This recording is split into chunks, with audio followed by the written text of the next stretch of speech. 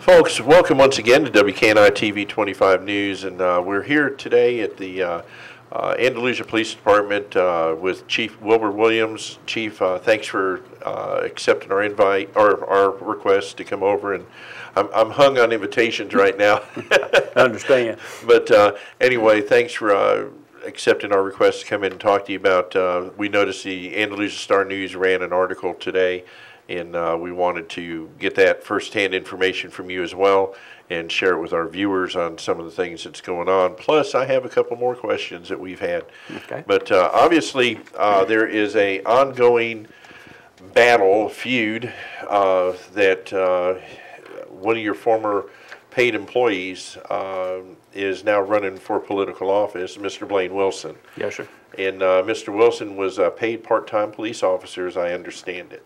He has served both as a full-time officer from January of 07 until December of 07, and then he was carried over at a later date on to the part-time auxiliary officer is the way we describe it, and that is a paid position.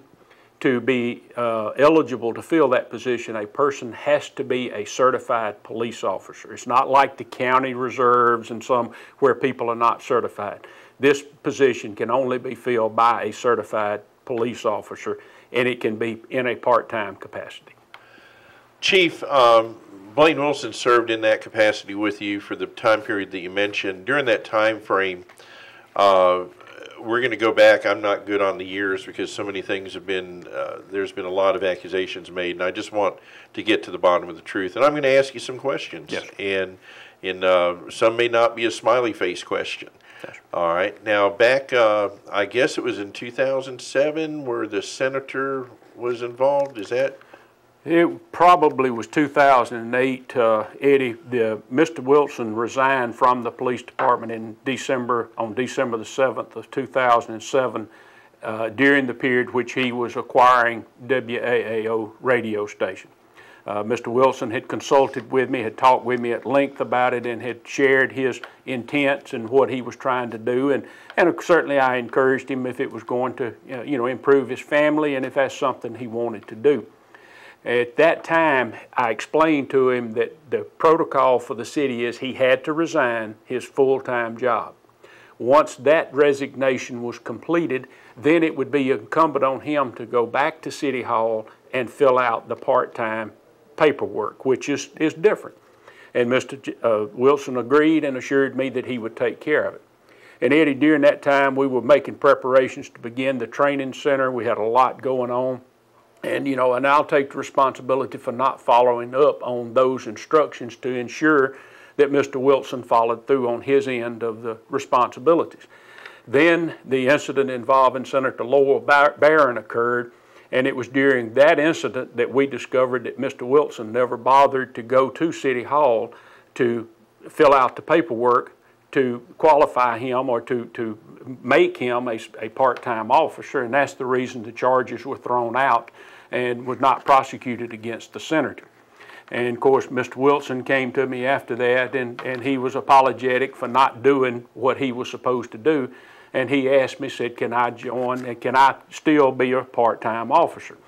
And of course, it's an involved situation, Eddie. When you go through 12 weeks of the academy and all, it's a vested interest. I mean, it's an accomplishment. And I understood Blaine's desire to maintain his certification. And so I agreed to let him then join. That would have been probably about 2009 when we got the paperwork done. And of course, I had in-depth conversations with Mr. Wilson during that time, warning him and cautioning him about trying to perform the duties as a radio station, TV station owner. He was doing news, and then the conflicts that could cause with being a police officer. And you of all people know that there's often conflicts between the news media and law enforcement, and I cautioned Mr. Wilson about this. And he assured me that there was no problems, there would be no problems. And of course, the bottom line is, and what I think all the citizens deserve to know, is from the day he was put on the official part-time auxiliary position with the Andalusia Police Department, until June the 18th of 2012, he never worked a single hour. He never could find the time. He was always tied up, and we had a great deal of difficulty even getting him scheduled for his state-mandated continuing education. So there were some caveats there. There were some problems with the status of his employment, but he was allowed, or I left him on the part-time status for 2009 to 2012.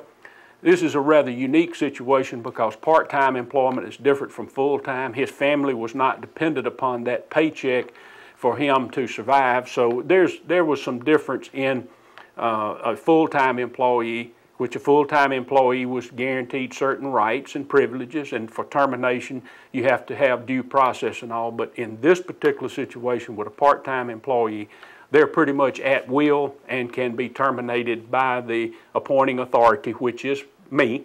And that was the situation from 2009 to 2012. He never worked a single hour. We would hear him on the radio. He would call in a wreck. He would get out with a stranded motorist. There was a few things that he would do, but it was never in the capacity. He never put on a uniform. He never showed up to work. We knew we couldn't depend on him, so it was just a situation which I should have addressed earlier, but I didn't. Okay. Chief, I'm going to ask you, the reason I brought up the senator thing was not just for what you just explained, but he pulled the Senator Barron over on a private vehicle, a motorcycle. This incident started in Florida, where he claimed that Senator Barron cut him off. Mr. Wilson was on his motorcycle, and he claimed the senator cut him off, and then he followed the senator all the way through the Conecuh National Forest, unable to contact anybody because we all know link service and phone service is poor in that area. And eventually a patrol car from the City of Andalusia Police Department responded to his call, and if I remember correctly, Senator Barron was physically stopped near the old Walmart. All right. Now, the question I asked there, now the original story that came out with that there was a high-speed pursuit with his motorcycle. I remember hearing, I believe his father stating that he was trying to keep up with him in speeds of excess 100 miles an hour on the motorcycle, chasing the senator. And the senator's words that were quoted in the newspaper at the Andalusia Star-News were, I didn't know who it was some motorcycle gang member chasing me, and I wasn't going to stop in the middle of nowhere, and I wanted to stop and pull over in light. Is that a correct statement? Yes, sir. That statement does fit the circumstances that I recall. I know there were some high speeds involved, and that was pretty much the circumstances as I remember. Okay, that's that incident. Yes, Before that incident, Mr. Wilson worked for the Covington County Sheriff's Department. You were not privy to any of that information, but he did come on WKNI TV 25 during his campaign for sheriff, and he mentioned why he was supposedly fired for another high-speed incident involving a school bus and passing a stopped school bus. Were you aware of that? I knew pretty much about it, Eddie, because when Mr. Wilson applied for the police department, of course, I went through the whole thing. I had to try to ensure that whatever the reason for that situation was, it was strictly with the Sheriff's Department. But I wanted to ensure that it was not a liability issue with the City of Andalusia, and trying to protect the City of Andalusia, the Andalusia Police Department, and the citizens of Andalusia from any liability claims. Mr. Wilson provided me with a copy of his 6-page resignation letter, and it was all, somebody else's fault, but he assured me that it would not occur again, that he had learned his lesson, that he was young, he was aggressive, and all of these explanations. And during the time that he worked here from January to December, he did a reasonably good job. I don't recall any truly outstanding work. He did some stuff, charity work on the side, and those things were very commendable on his part. But his career with the Andalusia Police Department was middle of the road, He answered his calls, he responded to his calls, and did the job that was expected of him. Chief, real quick, let's go ahead and speed up a little bit. Then there was an incident that we read about in the Andalusia Star News by Mr. Cobb coming and filing a complaint that Mr. Wilson in a WAAO vehicle was involved in a high-speed pursuit. What validity does you gave a long statement on that in the paper, but I'm just kind of wanting to show a pattern here that I see it. I'm just wondering if you had seen it or if there was an issue there. But he was involved in an incident with a school bus, okay, passing it when he was with the sheriff's department. He took a motorcycle at high speed, chased down a state senator. He's now involved, just this past June, getting involved in a high-speed pursuit with his private vehicle for his business, endangering people. Well, the article in the newspaper was extremely accurate, Eddie. This occurred on June the 14th, and apparently Mr. Wilson was responding or possibly participating in a high-speed pursuit of a motorist that refused to stop for a law enforcement officer. And it was during this time that an almost collision occurred on the North Bypass. It was so threatening to a motorist that he came to the station to file a complaint. This would have been Mr. Cobb. I talked with Mr. Cobb, and of course I tried to explain to Mr. Cobb that I had to look at it in the context of the legalities of a complaint, or if he wanted to sign a warrant or a ticket against Mr. Wilson, then there are certain criteria that had to be met. And the first criteria, and the most important, is that Mr. Cobb could say specifically, without a doubt, that the individual driving the vehicle was Blaine Wilson. And he could not make that affirmative answer. Then I went on to explain to him that I would certainly look at it from an administrative standpoint, from the position of him being a part-time officer. That was my concern, my main concern.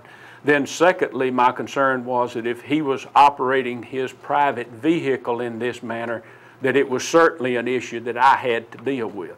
And based on the evidence that I was able to ascertain from other officers, I know that one police officer was attempting to pass Mr. Wilson, and Mr. Wilson did not yield. This was at approximately 82 miles an hour between the Ford Company and the Bulldog Car Wash. Mr. Wilson finally moved to the right, to the outside lane, and allowed the patrol car to pass without having to enter the turn lane on the 5-lane expressway. Once the officer passed Mr. Wilson, he then returned to the inside lane, and a short distance ahead, as the police car cleared an intersection, another vehicle pulled out thinking that the road was clear, and this forced Mr. Wilson to take the evasive action that he did, almost causing the collision with Mr. Cobb. At that point in time, still no one could identify the driver of the vehicle, because when the police officer went by, his full attention was what was ahead. That was his threat zone. What was behind him was not a threat. He had to ensure that the road was clear. Based on the evidence from our video cameras, the speeds would have reached 100 miles an hour or possibly a little over, and the vehicle was eventually stopped across the street from Sitel at the Mr. Henry's or whatever that BP gas station is. The officer that had passed Mr. Wilson was able to document that almost immediately as he pulled up on the scene after having run code 3, maintaining this excessive speed with his lights and siren on, that as soon as he opened the door and got out to go assist the other officer that was trying to get the driver out of the suspect vehicle, Mr. Wilson came sliding up in the WAAO truck, and he observed Mr. Wilson get out of the driver's side of the truck. No one else was in the truck, to his knowledge. So this pretty much gave me the evidence that I needed from the administrative standpoint to determine that he had violated, I don't know how many traffic laws. Even if he was responding, let's say he was responding in his mental capacity as a law enforcement officer, he had violated the most basic principle that you do not participate in a high-speed chase in a private vehicle. That's a direct violation of departmental policies and procedures and state law. He would have traveled at speeds exceeding 100 miles an hour, which was another violation. So the violations just piled up on top of each other: reckless driving, excessive speed. And then if he was responding as a news person, and I've told you before, and there have been instances where we've had reports that other news agencies were responding in a manner. You don't have that authority. The state law only gives emergency vehicles, that's police cars, fire trucks, and ambulances, the authority that I approve in the city of Andalusia. They are the only ones that have the authority to exceed the speed limit, but they still have certain responsibilities to adhere to certain traffic laws. So as a result of that incident, to be personally frank with you, I arrived at the conclusion that Mr. Wilson could not remain in a position as a part-time auxiliary police officer associated with the Andalusia Police Department with those types of habits and those types of lack of good decision-making on his part, that I could no longer afford, nor could the citizens of Andalusia afford to have him associated with the police department. I appreciate that, Chief, but I can pretty much say safely that you've never had a complaint on WKNI, because we have never had a ticket since we've been driving, but yep. We obey the speed laws. There's no need for a news vehicle to get to a scene to cover news stories in a reckless way. Anyway, and I agree with you on that. Now, we've got that. Then in November of 2009, I believe it was, there are incident reports that hit the internet here the past couple of weeks that were domestic violence reports, or domestic incident reports, I should say, against Mr. Wilson by his wife. Those incident reports were released through the police department or somehow, because the only way they can be done that way is either through the victim themselves having a copy of it and handing it out publicly, because they're given the opportunity to have the entire report, as I understand, or a blacked out report with one side not being shown, given out to, you know, media and people like myself. Excuse me. However, we mentioned before we started this, you brought up that the limitations, or what do they call that? The statute of limitations have expired on that case. That it's public record, and that for $5 anybody can come down and get that report. Is that correct?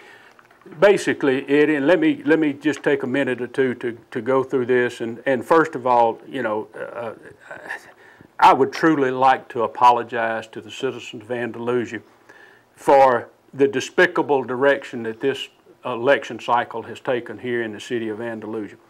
It is absolutely appalling to have to deal with this type of stuff. You know, you would think this would occur in some place like Chicago. The rancor and all that's been involved in this doesn't belong here in beautiful L.A. You know, for the visitors, that's Lower Alabama. But, you know, this department has been maligned. This department has been threatened. My officers have been threatened. I received a letter from Mr. Wilson's legal firm making demands of me about certain things involving the domestic incident reports that surfaced in the community. First of all, as you stated, the Andalusia Police Department is not the only source of those reports. Anybody a citizen can walk into the Covington County Courthouse and pay $5 and get a complete file that includes copies of the reports that we prepared that are on file in domestic relations court that were filed by Mrs. Wilson. But to make the assertion that the Andalusia Police Department is responsible for these reports being out in, there's no way that we can determine that that is a fact. We have researched our record system, and the only audit trail that we have is that when the report is entered and it is finalized, then anything that's done to the report after that makes any changes or anything is recorded by our audit trail. If there's anything added, anything deleted from the report, we can identify that. But as far as identifying who, if anybody, made copies of those reports, it's impossible to do. I don't believe that anybody in this department released those reports to anyone in the public, based on what I know today. They could have been released because obviously the victim had a copy or obtained a copy, because then that report was filed with the domestic relations court. So I don't know what the source of these reports were. I saw them. They were on the internet, on Facebook, or whatever, that social media or whatever. I don't do that, so I can't say for sure. But it's just appalling to me that this department and the efforts that we've made to bring this department up to the standards that we're at now, that we've been accused of doing it. We big boys, we'll stand up to the heat, and you know, my mom always told me, said, son, if you can't stand the heat in the kitchen, you need to get on out. So we can stand the heat, but that we can't determine at this time, Eddie, that those reports originated, or well, they certainly originated from here because we made them, but that the reports that are circulated outside this department, we cannot document that they were in fact released by anybody in this department to the public. I appreciate that, Chief. And now let's go ahead and in just a few minutes, but there's another incident that was involved about a weapon supposedly being drawn. Yes, sir. On June the 15th, which was the day after the high-speed pursuit. The high-speed pursuit was on a Thursday, and on a Friday, there was a report dispatched by the Covington County Sheriff's Office of a shooting that occurred on Antioch Road. And of course, that's outside the city, and we didn't respond because we don't respond, one, unless the sheriff requests our presence, or two, if it's a situation that we're needed. In a number of instances, the Sheriff's Department will call us and ask us to check a call because they may not have anybody available, but we received no such request on that date at that time. For one of my officers to respond outside of the city, one, they have to have the request, and two, there has to be supervisory approval for anybody to respond. So the report to me was that Mr. Wilson was running around with his gun drawn, pointing at people, brandishing at people, and initially I thought possibly that once again he had responded as the radio TV station owner, but information has been obtained lately that indicates that I now believe in his mind he was probably responding as a law enforcement officer. And anything that he did, or the fact that he was there participating in it, was a violation of departmental policy and procedure, and that was part of the information and part of the circumstances that I considered prior to the decision to terminate Mr. Wilson. Now, he has made the statement that it's political. He has made the statement that I followed the orders of the mayor of the city of Andalusia to remove him from his position, and that is absolutely incorrect. There is no merit to that. I made the determination. I conducted the investigation. I presented my findings to the mayor, and the mayor approved them, and as the appointing authority, I terminated Mr. Wilson based on no one else's actions but Mr. Wilson's actions and his poor decision making and his inability to perform in a manner that was acceptable to this police department. What's the date of your termination of him? June the 18th. And qualifying for running for mayor is July 17th, I believe? I have no earthly idea. It was sometime in July. I'm just grabbing there. And he's made several statements at his round table where he meets with all of his planners and his people, and he has made the statement that this is the straw that broke the camel's back, that this fact that he was terminated is what finally convinced him that he had to run for a position of mayor because of the politics involved. There was no politics. Understand it. There was no politics. My decision to terminate him was based solely on his performance and his lack of adequate decision making and his performance or lack of performance as a police officer. All right, we're going to go over this real quick, and we have an incident with the county school bus. We have an incident that didn't involve your department. We have an incident where he is not a police officer, riding a motorcycle at high speed, pulls over a state senator, okay, and he's not a police officer, but we know high speeds were involved. Okay, we also have the high-speed pursuit where Mr. Cobb was involved.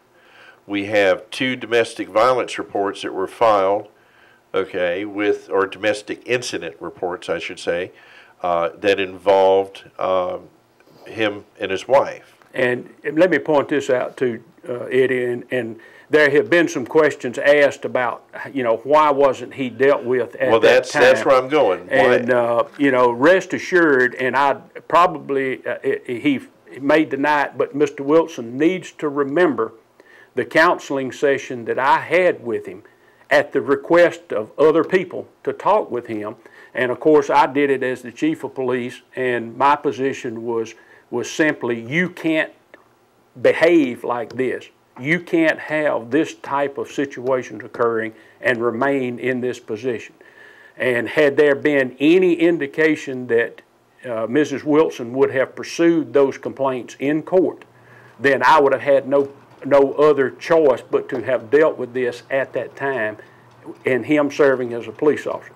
Because we don't tolerate domestic violence. We don't tolerate domestic incidents because we are sworn to protect the law and to protect the innocent. And I would have dealt with it in a manner similar to what I did at this time had there been any indication from Mrs. Wilson that she wanted to pursue the allegations contained in those complaints. Okay, and this is the unpleasant question. If Eddie Lewis had done any of those, would I have had the same? Well, if you were in exactly the same situation, Eddie, when you stop and look at what the citizens have invested in a certified police officer, yeah, we may be guilty sometime of stretching, trying to protect an investment. And if the circumstances had been the same, I don't think I can say that I would have dealt with it in any other fashion. Because without and keep in mind, this is a part-time employee. He has no protection, and of course, I understand Mr. Wilson says nobody informed him of this, nobody asked him about this. Well, under the law, I don't have to ask him about it. I can base my determination solely on the evidence that I had in place to do. And I think that the vast majority of the times, and in hindsight, I'm not going to tell you that I didn't make some mistakes. Eddie, I've been in this business 40 years, and of course, it's been made clear that should some people win and lose this election, that I will be looking for employment. Well, after 40 years, it probably wouldn't be a bad idea, but it's just the situation is, in retrospect, I'll be man enough to admit, yes, I probably should have handled some of these things differently. But as I look at it from a management standpoint, at the amount of the investment and the situation involved in getting a person certified and having that person available, and then from just the humanistic approach, yeah, I probably should have dealt with it long before I did, and but I'm man enough to admit it. That yes, do I now believe that there's issues there that I should have dealt with? Absolutely, and I will carry that with me that I didn't do it, but I should have done it. Well, Chief, you don't have to beat yourself up. I just had to ask that question because, That's a fair question, and like I said, there's nobody else to hold the hammer over except me. Well, I want to say I appreciate what you've done with this police department over the years. We respect you. We've had our own difficulties, but we're both men enough at the end of the day to step up to the plate and say, you know what, the important thing is to get it right for the community. Well, and like I said, Eddie, my biggest disappointment is that people in this race, in this campaign have chosen to drag this department down, and the members of this department do not deserve being castigated and to being threatened in writing, to be threatened on the news and all this other stuff. These guys and gals don't deserve that. You know, they're candidates that tried to make issues out of situations here in the department that they know absolutely nothing about. They are listening to one side of a story, and they making that a major part of a 2-hour campaign advertisement. But you know, the bottom line is we have operated this department in the most professional manner that we can, and you know, I'm just saddened by the fact that this department and members of this department, not myself, I mean, that's the job. That's why I get, as they say, I get paid the big bucks to sit in the big chair and make the tough decisions.